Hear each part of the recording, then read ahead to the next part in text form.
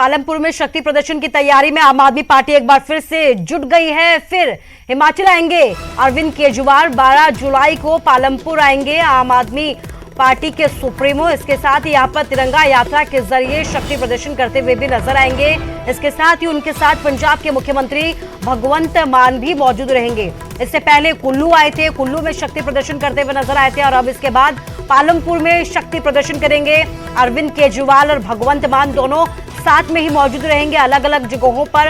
इससे पहले आ चुके हैं, हमीरपुर में भी आए थे, शिक्षा पर संवाद करते हुए नजर आए थे। उसके बाद कुल्लू में पहुंचे और कुल्लू के बाद अब पालमपुर में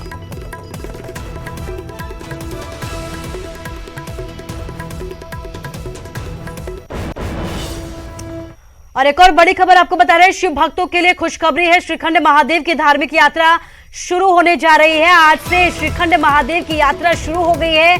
19,570 फीट की ऊंचाई पर श्रीखंड महादेव है और 5 बेस कैंप में मेडिकल जांच जो है वो श्रद्धालुओं की जाएगी। 24 जुलाई तक श्रीखंड महादेव के दर्शन किए जाएंगे। तो शिव भक्तों के लिए बड़ी खुशखबरी, क्योंकि श्रीखंड महादेव की यात्रा एक बार फिर से शुरू हो गई है। आज से ये यात्रा शुरू हुई है। 19,570 फीट की ऊंचाई पर श्रीखंड महादेव है, जहां पर दूर दराज से लोग पहुंचते हैं, श्रीखंड महादेव के दर्शन करते हैं। दुर्गम क्षेत्र में लोग यहां पर महादेव के दर्शनों के लिए पहुंचते हैं। आपको बता दें कि आज से शुरू हुई यात्रा 24 जुलाई तक जारी रहेगी और इसके लिए प्रशासन ने भी पुख्ता इंतजाम करने का दावा किया है। 5 बेस कैंप लगाए गए हैं, जहां पर पहले श्रद्धालुओं की मेडिकल जांच की जाएगी और उसके बाद ही उन्हें यात्रा पर भेजा जाएगा।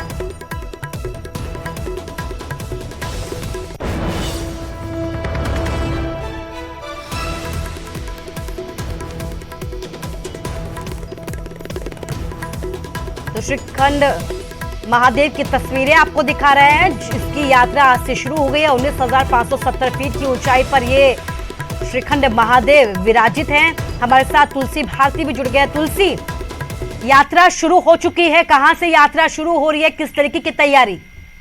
हाँ जी बिल्कुल कुसुम, देखिए जिस तरह से आज से जो है श्रीखंड महादेव जो धार्मिक यात्रा है उसकी शुरुआत हुई है और ऐसे में ये जो यात्रा है ये आज जो है वो सिंघाड़ से शुरू हुई है, जहां पर बेस कैंप है, पहला बेस कैंप जहां पर श्रद्धालुओं की रजिस्ट्रेशन की जा रही है और उसके बाद ही श्रद्धालुओं का स्वास्थ्य जांच के बाद ही श्रद्धालुओं को इस यात्रा पर भेजने की अनुमति दी जा रही है। इसके अलावा अगर बात करें तो लगभग ये 18,570 फीट की ऊंचाई पर स्थित लगभग 72 फीट ऊंचे जो शिवलिंग है उसके दर्शन के लिए 35 किलोमीटर की लंबी यात्रा है, बहुत कठिन यात्रा है। इससे पहले अगर बात करें तो 2 सालों के बाद ये यात्रा हो रही है, क्योंकि कोरोना काल में ये यात्रा नहीं हुई थी। इस बार जो है श्रद्धालुओं में खासा उत्साह नजर आ रहा है, क्योंकि 2 साल के बाद जिस तरह से ये यात्रा हो रही है तो कहीं ना कहीं देश भर से जो श्रद्धालु है वो इस यात्रा के लिए पहुंच रहे हैं। प्रशासन की तरफ से भी इस यात्रा के लिए सभी तरह की जो तैयारियां है वो की गई है, जहां पर 5 बेस कैंप स्थापित किए गए, जहां पर श्रद्धालुओं की जो है स्वास्थ्य जांच होगी और इसके अलावा पुलिस प्रशासन की तरफ से भी लगभग सुरक्षा के जो इंतजाम है वो पुख्ता इंतजाम किए गए हैं। लगभग 30 जो पुलिसकर्मी है वो सुरक्षा में, श्रद्धालुओं की सुरक्षा में तैनात किए गए हैं। इसके अलावा रेस्क्यू टीम को भी इस बार तैनात किया गया है, क्योंकि लगातार ये जो धार्मिक यात्रा है ये बहुत कठिन यात्रा है और ऐसे में कहीं ना कहीं बहुत सारे जो श्रद्धालु है उनकी जब तबीयत खराब होती है तो उसके लिए भी रेस्क्यू टीम जो है यहाँ पर तैनात की गई है। 5 बेस कैंप जो बनाए गए हैं, सबसे पहला बेस कैंप सिंघाड़ में है, उसके अलावा दूसरा बेस कैंप जो थाथड़ू में है और तीसरा कुंशा में है, चौथा भीमडवारी में और 5वां जो अंतिम जो बेस कैंप है वो पार्वती बाग में स्थापित किया गया है। और इसके अलावा अगर बात करें तो इस बार प्रशासन की तरफ से श्रद्धालुओं के लिए जो है ऑनलाइन पंजीकरण की भी सुविधा की गई है और पंजीकरण का जो शुल्क है वो 200 रुपए रखा गया है। तो कहीं ना कहीं जो श्रद्धालुओं को लेकर गाइडलाइन भी जो है यहाँ पर जारी कर दी गई है प्रशासन की तरफ से, कि 18 साल से कम उम्र के जो श्रद्धालु है वो इस यात्रा के लिए ना जाए और इसके अलावा 60 साल से ऊपर के जो यात्री है उनको जो है इस यात्रा के लिए मना किया गया है। इसके अलावा अगर बात करें तो जहां तक ये 15 दिन की जो यात्रा है ये आज से शुरू हो रही है, लगभग 24 तारीख तक चलेगी और इस यात्रा के लिए बड़ी संख्या में जो है हर साल देश के कोने कोने से जो श्रद्धालु है वो यहाँ पर पहुंचते हैं। कहीं ना कहीं कुसुम देखिए ये जो यात्रा 2 साल के बाद हो रही है उसका जो है उससे कहीं ना कहीं इस बार जो है श्रद्धालुओं की जो उत्साह है वो ज्यादा है और ऐसी जो जिस तरह से जहाँ पर की भी उम्मीद है। तुलसी, इस तमाम जानकारी के लिए आपका शुक्रिया। तो कोरोना की वजह से 2 साल तक बंद रही, लेकिन अब खोल दी गई है। आज से यात्रा शुरू हो गई है और यही वजह है कि शिव भक्तों में उत्साह भी देखा जा रहा है।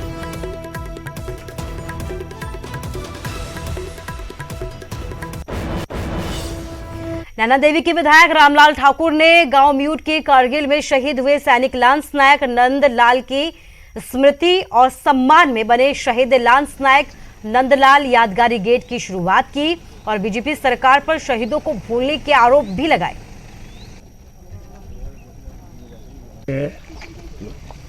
जो भी राष्ट्र के लिए अपने प्राणों की आहुति देते हैं, ये उनकी तरफ से एक महा बलिदान है मुल्क के लिए।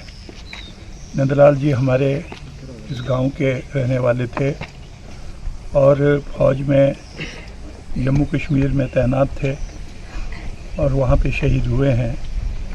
काफ़ी अरसा हो गया और नंदलाल जी के बाद एक हमारे माकड़ी गांव से भी एक जो जवान था वो शहीद हुआ था और सरकार ने ये निर्णय लिया था कि उनकी यादगार में जिस गांव के रहने वाले हैं, एक तो यादगार के तौर पे बड़े बड़े शहीद गेट बनेंगे और यहाँ पे क्योंकि सरकार ने ये काम नहीं किया था,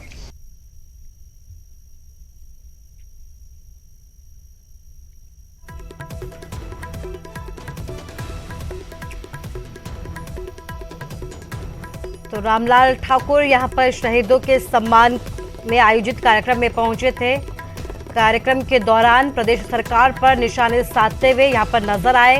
प्रदेश सरकार पर शहीदों को भूलने के आरोप भी लगाए।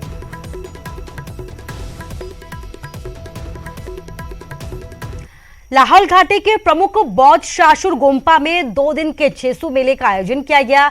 मेले में लामागढ़ों ने पारंपरिक वेशभूषा में मुखौटा नृत्य किया। कैबिनेट मंत्री डॉक्टर रामलाल मारकंडा भी यहां पर बतौर मुख्य अतिथि पहुंचे। आपको बता दें कि 2 साल के बाद लाहौल घाटी के प्रमुख बौद्ध मठ शासुर गोम्पा में छेसू मेले का आयोजन किया गया। इसे लेकर यहां पर लोगों में भी खासा उत्साह देखने को मिला।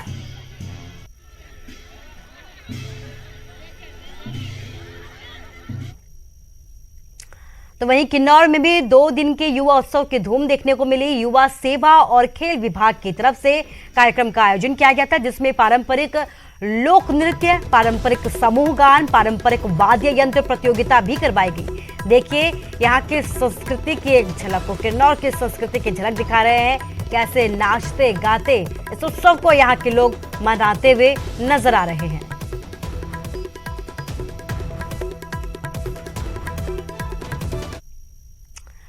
और खबर मनाली से है, जहां पर मनाली के ट्रैकिंग रूटों और इसके आसपास के पहाड़ों में अब बिना अनुमति के टेंट लगाने वालों की खैर नहीं। पहाड़ों पर बिना अनुमति के टेंट लगाने के मामले को लेकर मनाली के एसडीएम की अध्यक्षता में बैठक हुई, जिसमें बिना इजाजत के अगर आप ट्रैकिंग रूटों पर कहीं पर टेंट लगाते हैं तो आपके खिलाफ कड़ी से कड़ी कार्रवाई की जाएगी। मीटिंग की है जिसमें लोकल प्रधानों को और जो various stakeholders, forest department जो ट्रैकिंग की परमिशन दे रहा है और जो एडवेंचर टूर ऑपरेटर्स हैं, इनके साथ मीटिंग की है। और कुछ आईपीएच डिपार्टमेंट से भी हमारे पास लोग थे। हमें ये शिकायत मिली है कि जो फिक्स्ड कैंपिंग जो है कुछ लोगों के द्वारा की जा रही है और पानी के बहुत नज़दीक तक जो है वो अपने टेम्परेरी टॉयलेट्स वहाँ पे स्थापित कर रहे हैं। तो इस बारे में हमने जो है फॉरेस्ट डिपार्टमेंट ने, इनमें रेंज ऑफिसर ने इन्हें 10 डेज़ का एक नोटिस दिया है। सभी लोगों से ये गुजारिश की गई है कि कृपया जिन लोगों ने अपने फिक्स टेंट्स लगा के रखे हुए हैं, परमिशन उनको जो है रनिंग टेंट्स की मिली थी, लेकिन उन्होंने फिक्स्ड कैंप्स और लगाकर जो है उन्होंने अवैध कब्जा करके रखा है, उसे हटा दें। ना हटाने की सूरत में हमारी एक टीम बनी है जिसमें टूरिज़्म डिपार्टमेंट से, अटल बिहारी वाजपेयी माउंटेनियरिंग इंस्टीट्यूट से, पुलिस डिपार्टमेंट के लोग होंगे, ग्राम पंचायत के लोग होंगे, पॉल्यूशन कंट्रोल बोर्ड्स के भी कुछ अधिकारी होंगे, रेवेन्यू से कुछ लोग होंगे एंड एडवेंचर टूर ऑपरेटर्स। सब लोग जाएंगे, उन पे कार्रवाई भी अमल में लाई जाएगी।